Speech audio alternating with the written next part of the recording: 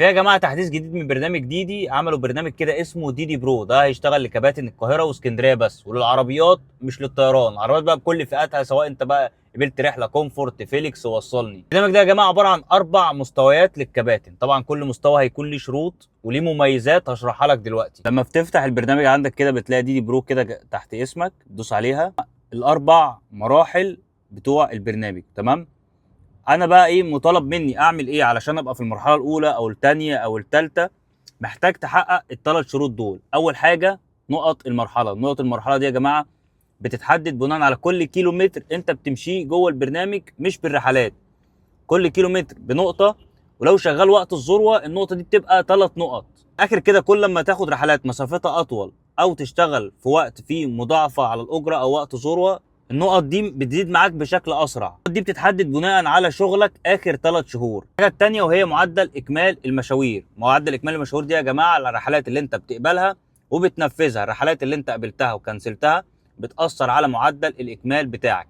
الرحلات اللي اتكنسلت غصب عنك او انت مالكش يد فيها، زي مثلا ان العميل هو اللي كنسل، او ان انت رحت لحد نقطه الالتقاء بتاعه العميل واستنيته وقت الانتظار المحدد هو اللي وكنسلت، او هو اللي كنسل، في الحاله دي برضو ما بيأثرش على معدل الاكمال بتاعك. معدل الاكمال المشاوير ده يا جماعه بيتحسب بناء على شغلك اخر 30 يوم. الحاجه الثالثه وهي التقييم. طبعا انا تقييم هنا 4.86، وهو في المرحله الاولى محتاج 4.50. انا كده محقق زي ما انت شايف كده شروط المرحله الاولى. التقييم ده يا جماعه بيتحسب بناء على اخر تقييماتك في اخر 100 رحله في برنامج ديدي برو. دخلت عندك هتلاقي كل مرحله ليها شروط من النقط ومن معدل الاكمال ومن التقييم. دي المرحله الثانيه، دي المرحله الثالثه، دي كده المرحله الرابعه. انا هستفاد ايه بقى لما ابقى في الثانيه ولا الثالثه ولا الرابعه؟ هتستفاد الحاجات او المزايا اللي هو جايب لك عليها ديت.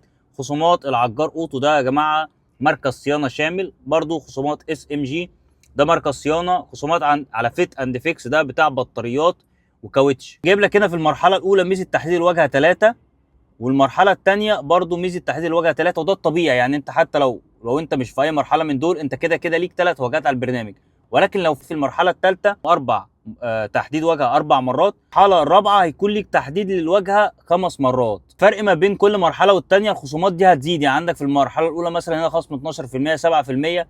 لو بصيت كده كل لما تعلى في المرحله بتاعتك الخصومات دي هتلاقيها بتزيد معاك. دلوقتي عايز استفيد بالخصم ده، مثلا بدوس على المكان اللي انا عايز استفيد منه، جايب لك مثلا خصومات فيت اند فيكس. هنا على تفاصيل الخصومات واماكن الفروع، شوف المميزات اللي عندك، خصم مثلا على ايه بالظبط وخصم كام في المية في كل مرحله، وبتشوف اقرب فرع ليك وبتروح بالاكونت بتاعك بالمرحله بتاعتك تستفيد بالخصم ده. فهو البرنامج ده معمول علشان يكافئوا الناس اللي هي شغاله على البرنامج بشكل مستمر، ادائها كويس، تقييماتها كويسه، ما بتكنسلش رحلات كتير. فكره حلوه، وانا نفسي الموضوع ما يبقاش مقتصر على المراكز ديت او المميزات دي بس. حط بقى ايه مميزات تانية، خدمات تانية، خصومات على اماكن تانية. انا عارف كده ان انا شغال، وكل لما اشتغل اكتر انا هستفيد بحاجات تانية. انت قول لي رايك في البرنامج ده، وشايف ايه ممكن مميزات تضاف مع مراكز الصيانه ديت.